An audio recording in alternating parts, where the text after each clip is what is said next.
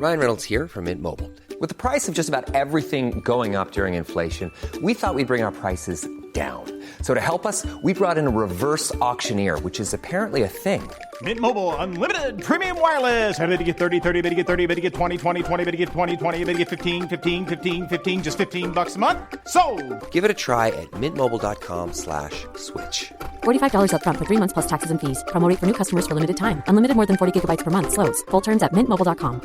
Even on a budget, quality is non-negotiable. That's why Quince is the place to score high-end essentials at 50 to 80% less than similar brands. Get your hands on buttery soft cashmere sweaters from just $60, Italian leather jackets, and so much more. And the best part about Quince, they exclusively partner with factories committed to safe, ethical, and responsible manufacturing. Elevate your style without the elevated price tag with Quince. Go to quince.com/upgrade for free shipping and 365-day returns. Wow. Nice. Yeah. What you're hearing are the sounds of people everywhere putting on Bombas socks, underwear, and T-shirts made from absurdly soft materials that feel like plush clouds. Yeah, that plush. And the best part? For every item you purchase, Bombas donates another to someone facing homelessness. Bombas. Big comfort for everyone. Go to bombas.com/ACAST and use code ACAST for 20% off your first purchase. That's bombas.com/ACAST. Code ACAST. Hello folks, welcome to Wargaming Month here on the Napoleonicist. A very quick reminder, smack the like button, remember to subscribe so you can find your way back, and leave a review on Apple Podcasts. It'll take you a few seconds of your time. It'll make a massive difference to me and my ability to reach a wider audience with the details of the work of my fantastic guests. If you are willing to go just a tiny bit further and dig into your own pocket, and believe me, I completely understand if you're not up for that, you can do so in two ways. You can become a regular supporter via Patreon, different perks in each tier, check the link in the description for more details on that, or if a regular subscription isn't your thing, you can leave one-off tips via Ko-fi. Again, the link is in the episode description. Whatever support you're able to offer, as you know, I am massively grateful, and enjoy the show.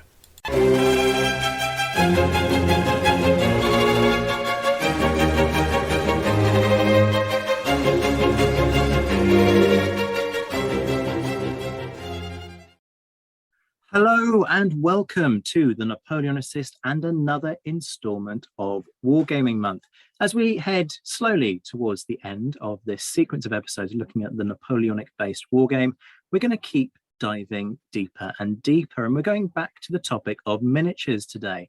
I am joined by Miles Reidy, who is one of the brilliant hosts of Little Wars TV. This is a YouTube channel that is based around the art of wargaming. Essentially, they stick up a camera, set up the beautiful sets that are involved in the whole world of miniatures, and then record their war games and post it on YouTube. It's a brilliant channel. We're going to talk more about what they do, how they do it, and the art of what they do, because there is an art to it, which if you've watched their episodes, you will know all too well.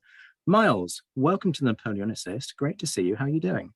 Zach, thank you so much for having me on your show. Your introduction used the word brilliant. That's a term very rarely used by me, which I believe I will prove to your listeners over the course of this interview. I very much doubt that. Shall we start with the personal element? This has been a running theme throughout Wargaming Month, because it's all, for me, this is very much about people's individual roots in, and different people coming to, in some cases, the Napoleonic era through war games, or vice versa. They start off in the Napoleonic era and then go to war games looking to have a little bit of fun with what they're learning. So what was your route into the world of wargaming? My route is, I grew up in rural Alabama, and I remember in the 70s, I'm a newly minted 60-year-old. In the 70s, there was an ad for this magazine called Strategy and Tactics, and it was in Sports Illustrated. And I saw this thing, and I ran to my father, who's a shrimper, and said, I want this. And I saved up my money, and that's how I got into wargaming. There was a monthly magazine from Simulation Publications, Inc. And there was different war games, and the introductory war game was Waterloo, a very simple game of Waterloo. I'd never heard of it. Growing up in rural Alabama, there was not a lot of, even though we were in Acadiana, we're along the Gulf Coast where the Cajuns all are. There wasn't an appreciation. So as I think 12 years old, I heard about this battle called Waterloo, with these blue counters, which were French, and these red counters that were British, and some Prussian counters that I never really played with because I thought it would be unfair. Because who bothers to read the rules? But that's how I got kind of in, and like a lot of people, I did a lot of wargaming as a kid. Most of it was solitaire. There weren't a lot of people wanting to war game in Alabama. And then I went off to college, work, a whole bunch of things. And then as I'm now semi-retired, my past career is a series of failed retirements. I retire. My wife gets really mad because apparently I'm quite annoying when I'm bored. And then I'll go start another business. But I got back into miniatures through my son, who did the obligatory dalliance with 40K that he liked for a while. I liked a lot. And then he didn't want it anymore, and he went on to other things. And I felt a little odd going into these stores with these silly miniatures. So I came to the one true hobby, historical miniature gaming. That was a very long response. Not at all, but that's a nice indication of how people come to it, because nobody's route to this is simple. And I woke up one day and suddenly decided that I needed to paint plastic figures, and that was going to be what consumed me. But it is one of those things that develops. Yeah, I think the craft part, my son was even earlier, he liked trains. So he had a model train that I really enjoyed, and he got bored with again after it went around 2 or 3 times. And I really enjoyed the craft portion of model railroading. The model railroading part, just like my son, was kind of boring after a while. They kind of run around the track, you're done. And then he came to this 40K stuff where you could meld the two. You had a craft portion, but you had a game portion that was interactive, and you had to think. And I said, the light bulb went off and said, this is the hobby. So you've made quite a remarkable, shall we say, career or business out of this. Talk us through your channel and the premise behind it, because it's a really interesting concept. I've seen people try and do this with the digital war game. In fact, we had a ham-fisted attempt at doing it ourselves on the Napoleonicist channel with Josh Proven just a few episodes back. Check out the YouTube channel if you want more on that, folks. But to do it with the tabletop is really quite different and a really interesting way of doing things. So talk us through kind of the notions behind it all. Well, the credit for any success the channel has is related to some of my club members: Greg, Steve, Josh, Ed, Tony. There's too many to name, but the channel was the brainchild of a number of gentlemen who were part of a wargaming club in York, Pennsylvania, which is about an hour north of where I am. And the whole genesis around it was, they wanted to find a way to attract more people to the hobby. And a lot of people who try these things, try them on their own, and it's really hard. There's a lot of work. And these guys had a wargaming club that had been in various forms for 20 years. We also were lucky enough that we have our own facility. One of the club members is in real estate. He bought a building. He leases out the top floors, and we use the first floor for our clubhouse. And so a lot of things went right for us that most people don't have access to. And Greg and Steve were the kind of driving forces at the beginning of this. They planned out a 10 episode kind of arc, and then they didn't plan to do any more. And like a lot of things, it seemed to kind of catch fire. They made the rather poor decision to allow me to join the club right after that. Something I think they rue to this day. But no give backs. And we've been doing this. I think we're doing it at a slightly smaller pace. But it's not a business, it's a side thing. It's a passion project. And I think the keys is you have to really think about the episodes and plan them months in advance. And you got to have a team of people building it. One person just can't do it. And then you got to have somebody who really likes to edit And editing is probably the hardest thing in any video presentation. And we're very fortunate that Greg, and we have a volunteer who helps us also, do the lion's share of the editing. I've done some editing. I'm really bad at it. We have a review of an air war game whose name escapes me. I edited that. I'm not allowed to edit anymore. Yes, editing is a curious little art in and of itself, and I'm always quite pleased. I think it may be the most important thing. Yeah, absolutely. Especially with something like a tabletop game, which is heavy on visuals and actually pretty light on action, other than people moving stuff around, shoving stuff across the table and rolling some dice. You really have to edit it very carefully to kind of show some emotion. And you also have to take really good notes because we all forget. Well, we all remember the time things worked out for us on the tabletop, but we forget the times we screwed stuff up. And having really good notes and a good sense of humor. I think all the members in the club, don't mind people making fun of them. And we've all made egregious mistakes that are now recorded forever. And I think that's also an important aspect. You got to be willing to make fun of yourself because you're an adult playing with toy soldiers. There's not really all that much elegant about it. Which gives us a nice kind of indication of the style, because that self-deprecating humor is one of the things that I think always goes down quite well with listeners. And I hope that this will have encouraged people to go and explore your channel and hopefully support it as well. Let's talk about some of the history here. The tabletop genre, how has it changed over time, do you think? And what do you think the reasons for that might have been? I think in general, the tabletop gaming industry has never been bigger. It's a plethora of choice, and it's 9/10 fantasy sci-fi, 1/10 historical. And I'm probably being generous using 1/10 for historical. And so 20 years ago, you had family board games, which really we wouldn't call tabletop gaming, but Monopoly. And then you had a handful of guys, pushing around lots of miniature figures, typically ancients or Napoleonics. And the one thing I use is kind of a ratio of prep to play. There was 8/10 prep, maybe 9/10 prep to 1/10 prep. But it was the only game in town. If you wanted to war game, you did a large ancient army, you did a large Napoleonic army. There wasn't anything called skirmishing. And so just people did it because that was the only alternative. And now there's just a huge range of options. And a lot of those options, that prep to play ratio is inverted.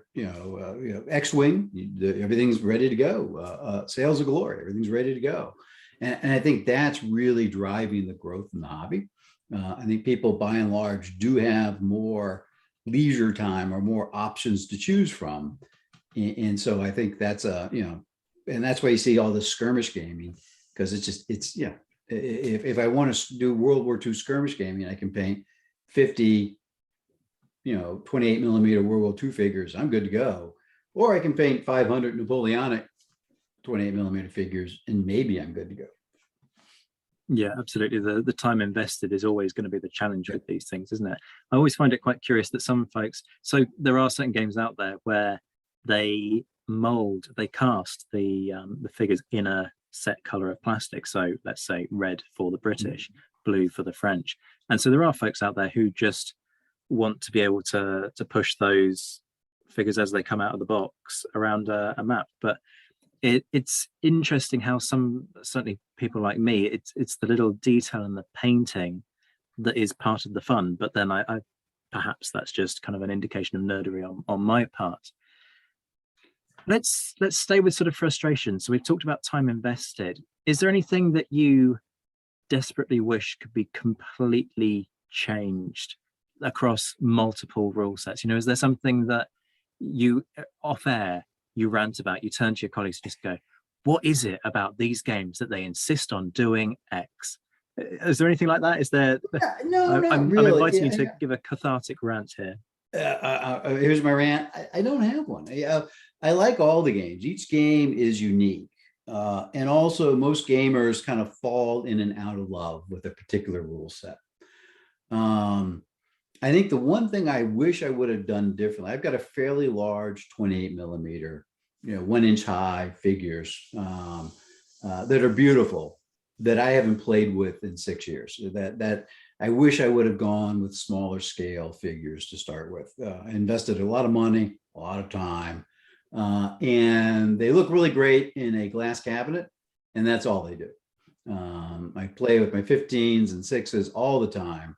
And as a side sign of a gamer, I have the same armies in multiple different scales, and I justify it in my head as rational, even though it's not. So my one rant is I wish I would have found smaller scales sooner.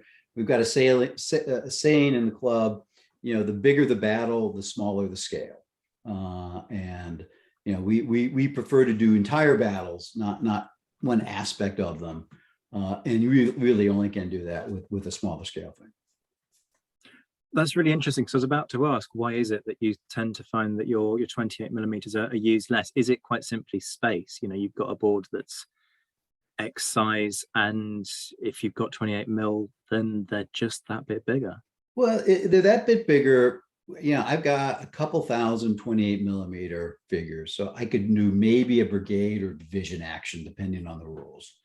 And we don't really have a table space issue at the club. We can configure our tables anywhere.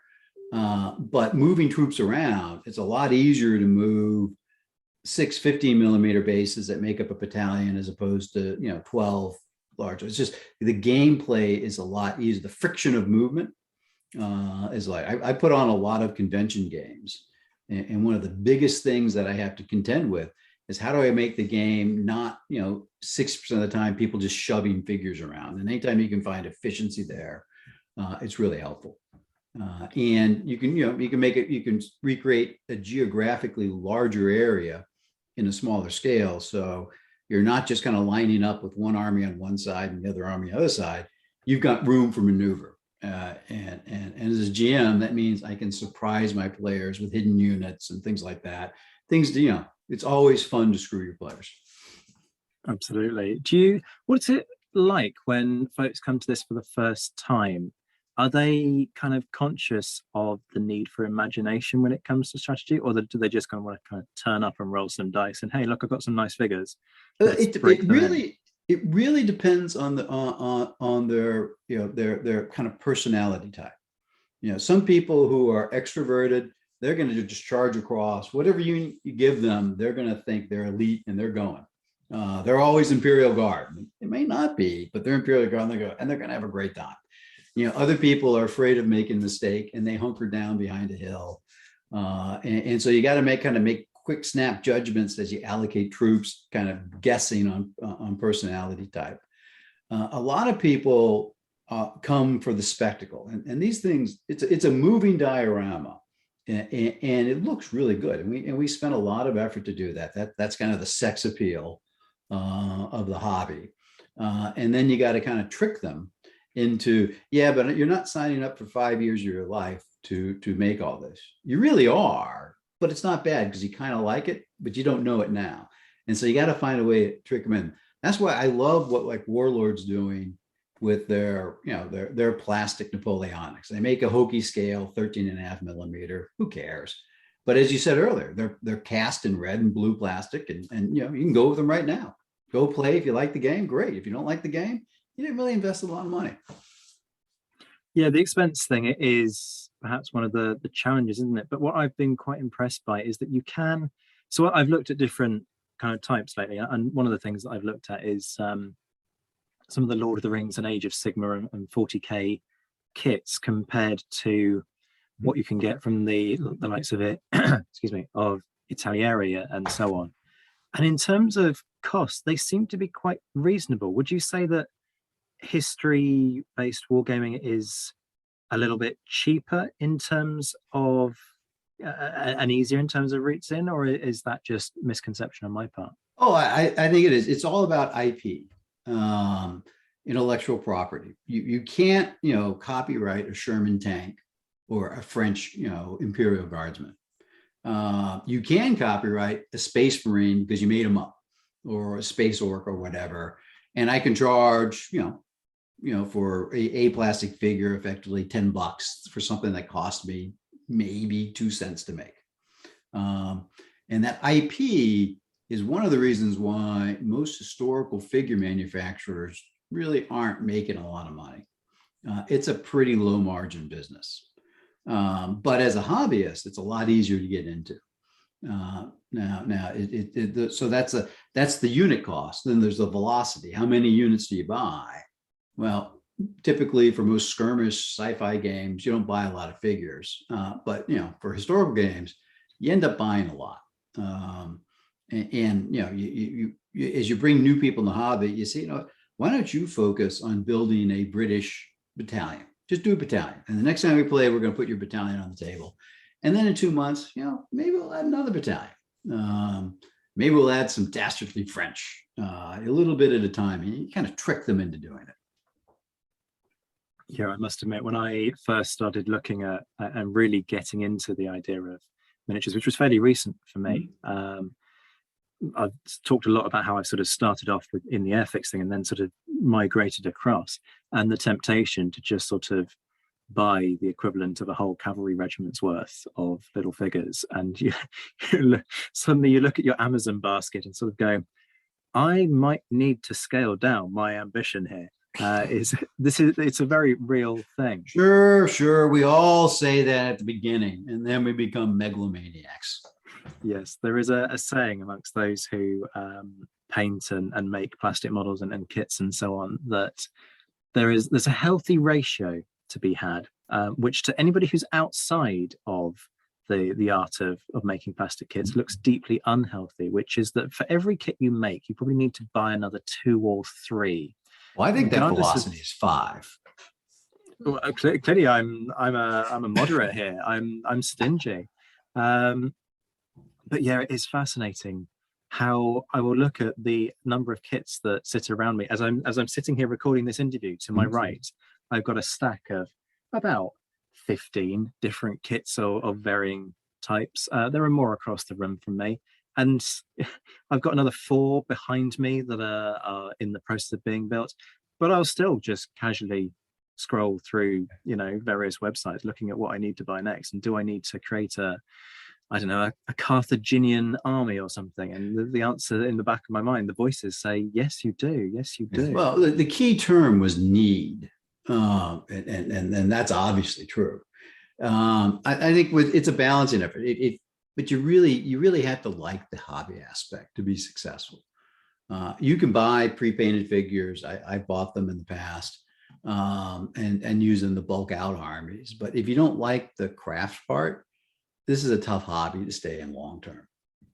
And if you like the craft part, you can stockpile, because God knows I went through my stockpile a whole bunch in 2020, in 2021, and so I'm restocking. So I'm just getting back up to normal supply levels. I mean, you allocated all that space in your house to those kits. What are you going to do with it? Just fill it with something else? That's nonsense. You got to fit it back up now, right? We may have built an extra part of the house for this hobby. Which I've got a very indulgent wife, who indulges my 2 hobbies, with this miniature gaming and sailing. And in terms of midlife crises, I think she hit the jackpot. I'm not running around trying to fit myself into a tiny sports car I can't fit into, or trying to chase 25-year-olds who I wouldn't know what to do with if I caught them. So in reality, as a midlife crisis, this is a pretty good one for her. Absolutely. If you're not shelling out hundreds of thousands of pounds on a sports car, and you're shelling out hundreds of pounds on plastic figures, I think you're probably going the right way. And sports car, you look absolutely ridiculous in, which is the most important aspect. Let's talk about the components of a great rule set, shall we? What is it that separates out the best from, if you like, the rest? What would you say it is that really brings a game alive when it comes to the rules behind it? And this is a very personal decision. There's no holy rule set that rules them all.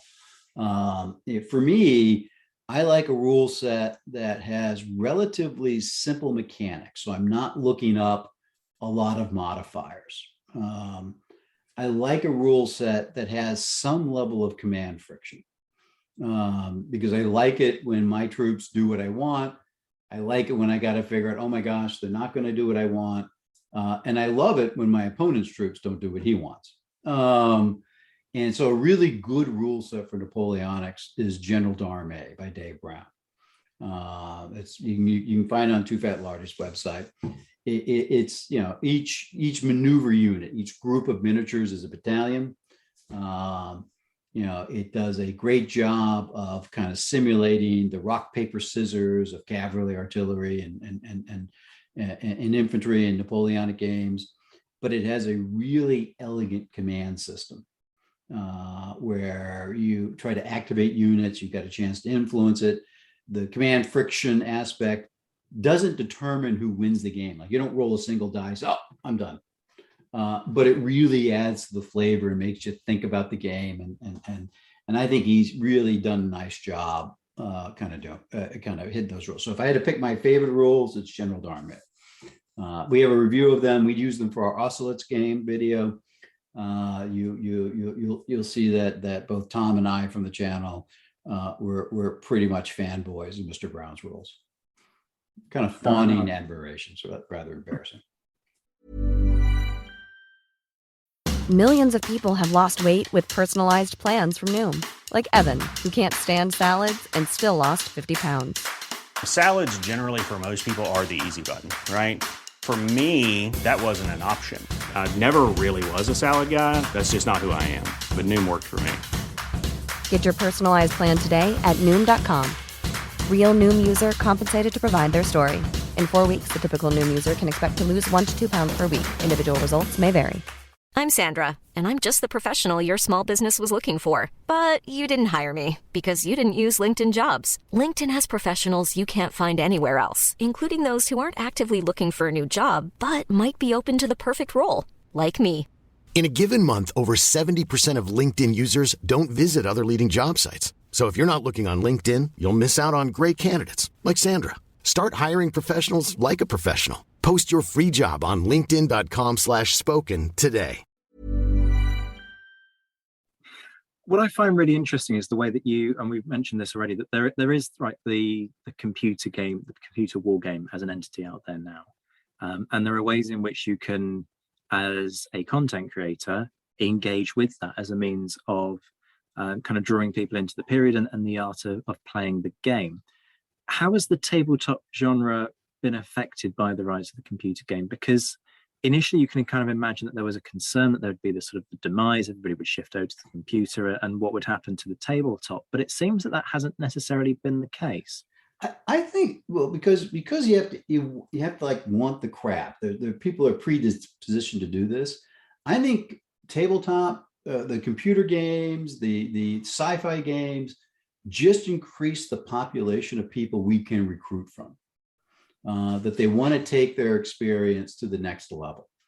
I thought, had you asked me this 20 years ago, when I'm starting out as a venture capitalist, I would have said, computer games are going to wipe this stuff out. It's all going to be computer.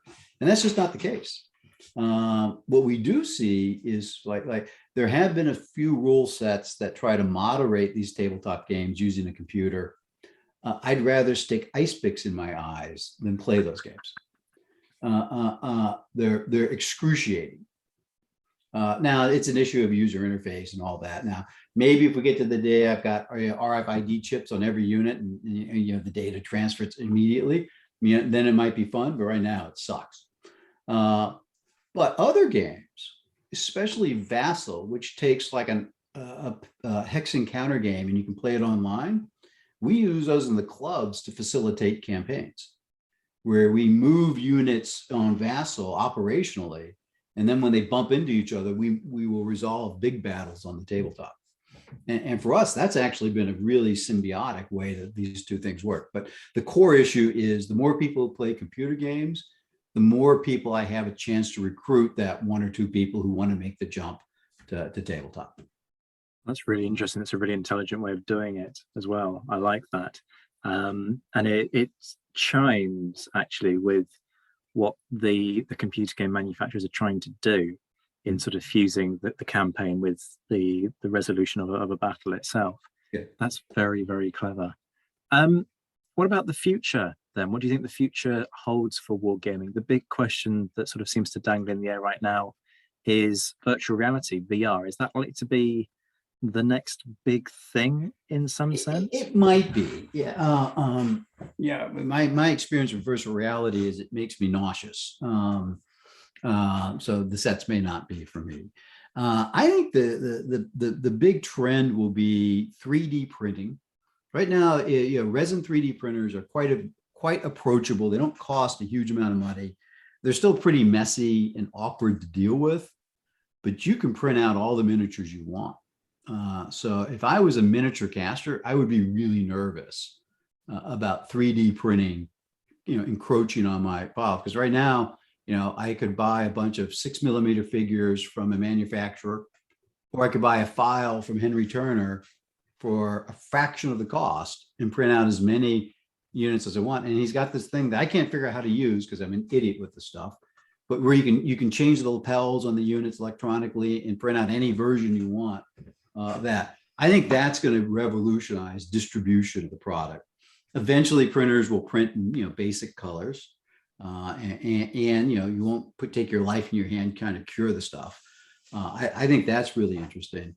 I think people will continue to want a physical kind of experience, both with the tabletops and the figures, and also the human interaction. There's still, as we learn, there's just a difference from meeting people in person or meeting people across Zoom as we're talking. There's always going to be a desire for that in-person stuff. So I think the future is actually quite bright for tabletop gaming. I'm not sure it's as bright for big battle gaming, just because there's so many alternatives that have less and less work required to experience them.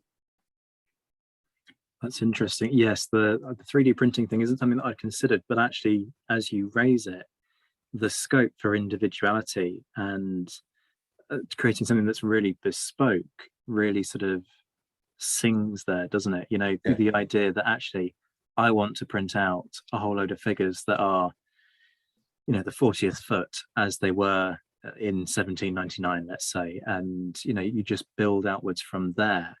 And the ability to then start to produce your officers and people, your colonels on horseback, all the way down to your rank and file privates and so on, kneeling in square or whatever it might be. The scope for that must be an incredibly exciting prospect, actually, in terms of that individuality. I have a 3D printer. An idiot like me can make it work. Most of the time. And so if I can do it, it's becoming approachable at a mass level. And so I think in 5 years, the bulk of us will be buying our figures as STL files or whatever version, that comes after that. And all of us will be scrambling to figure out how to do 3D modeling. And then, I expect these printers will become more and more user-friendly. So I think that's a really exciting development. I think eventually there will be RFID chips or whatever the new equivalent is on bases, so I can keep my track of my losses and it'll light stuff up. And so I think the playability aspect is going to grow, but I still people are going to be sitting there wanting to have glue covered fingers making terrain and 3D models. That part, I think we're still going to be Neanderthal-like in our approach. Absolutely, there is something about the tactile nature of the art that is part of the fun of it, isn't there? I want to talk about engagement, because the whole point of your channel is that you spend a lot of time engaging people with these war games. There are a few kind of questions. I guess I'm going to start with, what are people looking for when they come to you? Do they want a different outcome to the battles of history, or are they just looking for that community feel that you've spoken about before, or is it kind of a fusion of both? I think most people come to the channel are looking to feel like they participate in a community. A lot of war gamers are solitary people because we're hard to find. We don't walk around with a badge that says I am a war gamer. So you got to look for people who don't make eye contact or in the back of the cafes and the antisocial ones. But it's hard to find war gamers, and so they look for these channels online to find them. We've been shocked at how successful our Patreon is, and I think it's people just want to be part of a community, and so that's a big aspect. We get subsets of people who are looking for really accurate historical recreations. They leave our channel usually disappointed because we're approximate historical approximations. We're not detailed.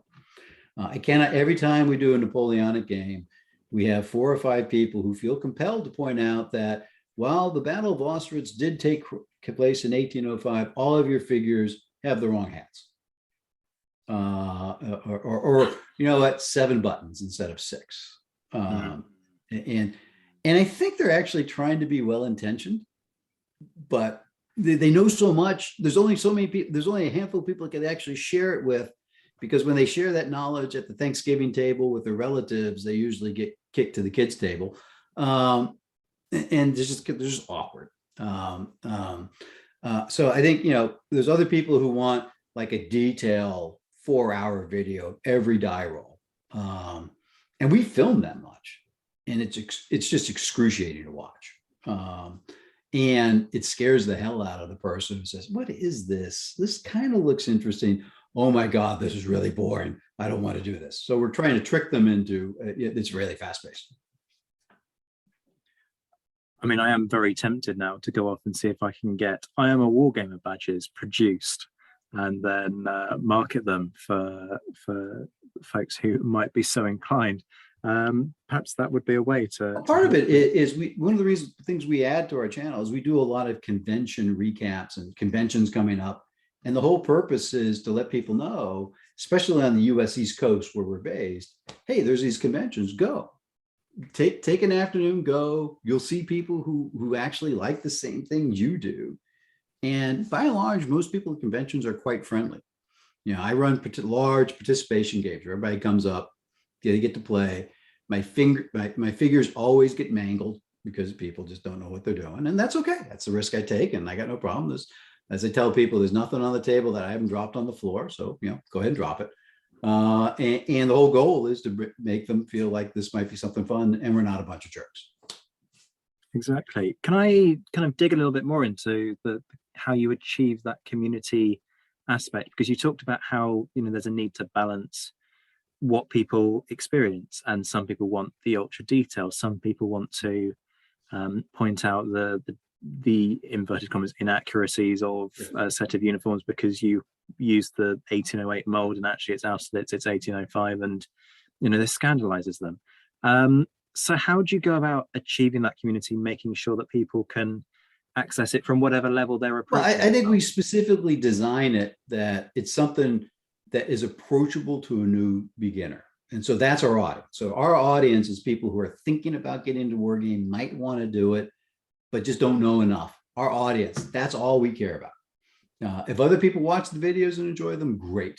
But we're targeting that guy whose son plays 40K, just like me 10, 15 years ago, who wants something a little more, a little more meaningful. That's a kind of a pompous way to say it. Our goal is to bring new people into the audience, and we do that, and we do it in a way we like it. We like to do self-deprecating humor. We will never appeal to the guy who wants to see every move and every die roll. We're not his channel. There are other channels out there that do that. They're great. They're better at it than we are. Come see us for what we offer, and go to them for what they offer. Absolutely. Before we start to wrap this up, I'm curious about any sort of horror stories, any faux pas you reckon. You kind of mentioned about how sometimes mistakes get made and there are boo-boos that are done, and the only thing you can do in those circumstances is laugh at them. Are there any that you want to share with us, any kind of instances that really stick in your mind where you thought, what the hell was I doing there? Oh, there are a lot. We just filmed a video this past Saturday for an episode that's coming up that I commanded an Australian battalion that I proceeded to just get it wiped out. The Italians triumphed over me. Not really. I mean, we always have kind of funny moments where things don't go well. And again, that's what happens in game. That's half the fun, is being able to laugh at yourself and to go to the pub afterwards and kind of recount how things could have been. I think our Austerlitz game was a great game because Greg had set it up where he put cotton all over the table, and we didn't know, and we're moving all the troops on paper, and I fully expected to attack the right flank up the heights. I was the French, commanding the French, and those damn Austrians, they put everything in the on their right flank, and we just blundered right into it. And my entire battle plan, as brilliant as it is, out the door. And we were on the back foot the rest of the whole game. So watch the Marengo game, where we that's probably one of our most popular Napoleonic videos, where we had 5 tables and people had to move between the tables, and Greg kept like a secret map, and a couple of the players went to the wrong table. They thought they were going to the ones and said, I'm going to go off this side because I want to go to this table. And that side did not lead to that table, and they kind of blundered off there, and you can see that in the video, and it's great. Our D-Day video, the British forgot to guard a beach, and I was able to sneak in and just kind of take it with a static infantry battalion. That's half the fun. That's most of the fun. But you got to be willing to laugh at yourself, because every time it happens to you, one time it's in your favor and the next time it's not. And both are just as good. Absolutely. I think that gives a lovely indication of why this is fun, that there are ways of creating fog of war. And even, we've talked in the past on this channel about how you deal with the fact that you've got this bird's eye view.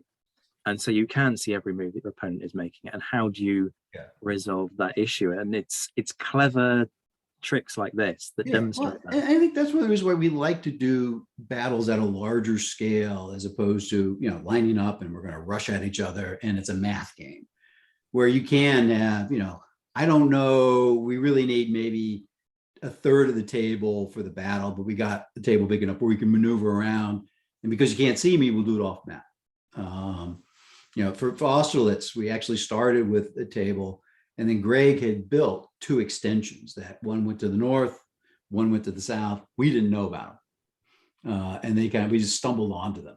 And that was fantastic. You just got to think about how you do it and give it a shot. There's a trivia episode with hidden units that Greg couldn't figure out how, because he's named the battle, the Romans would know about the ambush.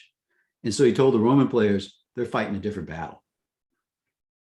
And they showed up, and then they figured out at the end, wait a minute, this I'm fighting Carthaginians, but it's not the battle you told me. Yeah, it's great moments like that. I remember during lockdown playing with some friends of mine, including Mike Kirkby. Shout out to you if you're listening, Mike. Where he had stolen effectively one of his kids' toy castles, and he pulled together some Napoleonic figures, and we had a siege assault on this castle, and we were playing as the British, and the 2 of us were absolutely convinced that there was going to be a mine in the breach, and so we stayed away from the breach as long as we possibly could, up until the moment where we looked at our losses and went, the only way we're going to take this is if we go for the breach. We went for the breach. There's a gun in there, and so we took some losses in terms of canister fire. There was no mine. And so, these things that you try and second guess your enemy, it just goes to show that sometimes the mind games, like we'll do that. Like I will stare at a part of the table that usually I have no intention of going to.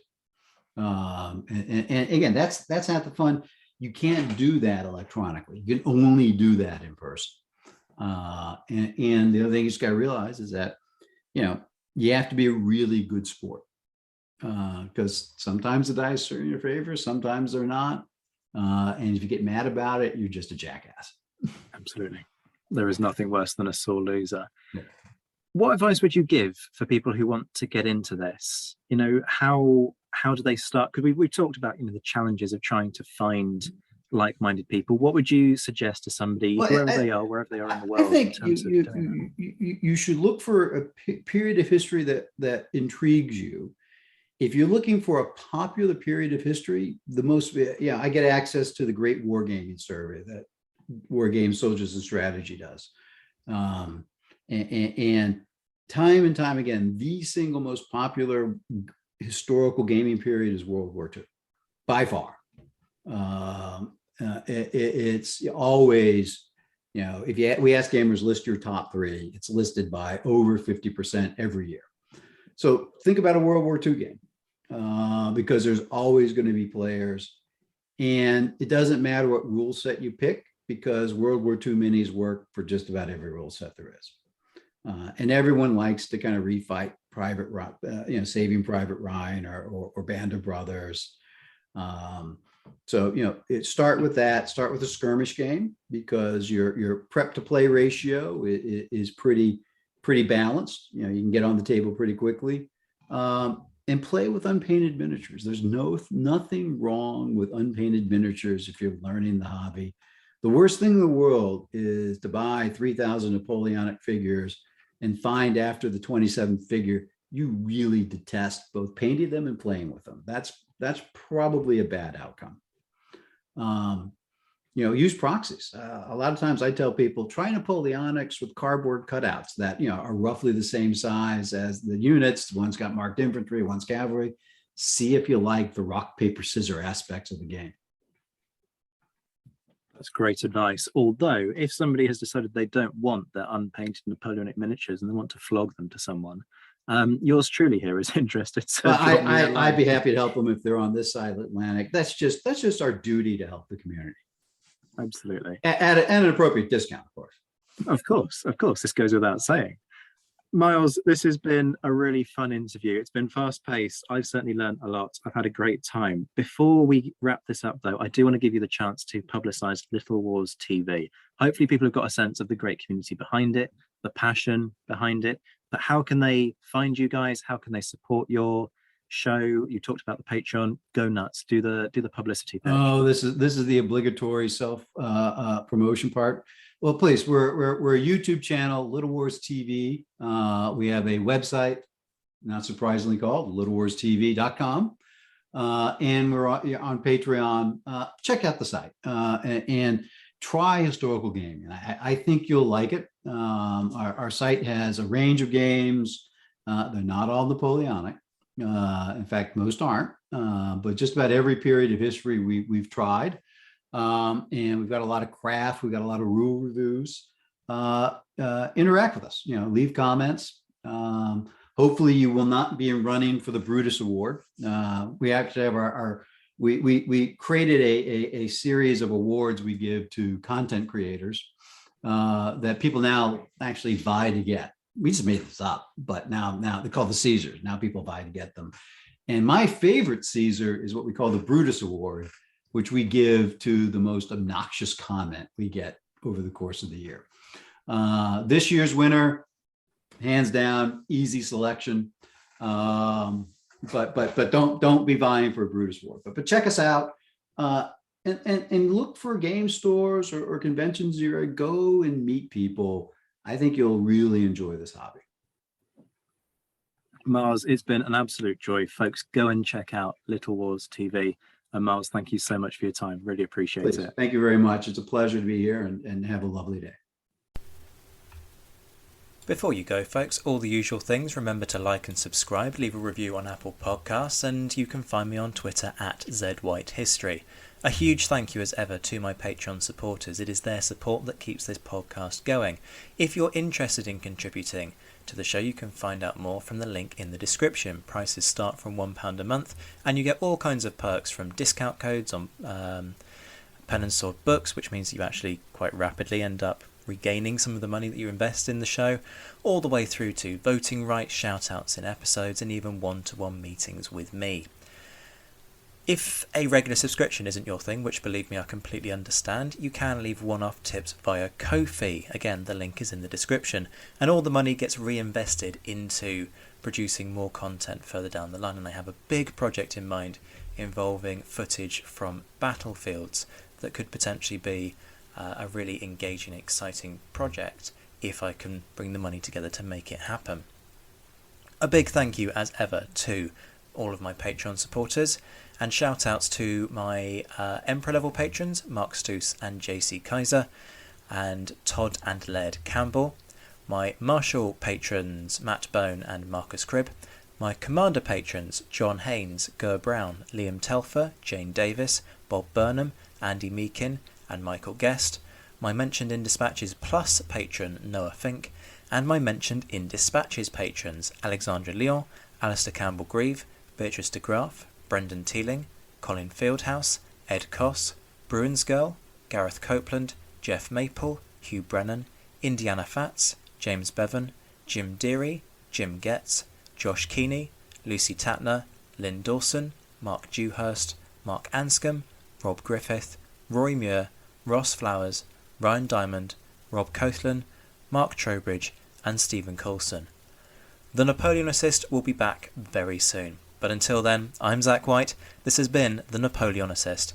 Take care of yourselves, my friends, stay well, stay safe, and as always, thank you for listening.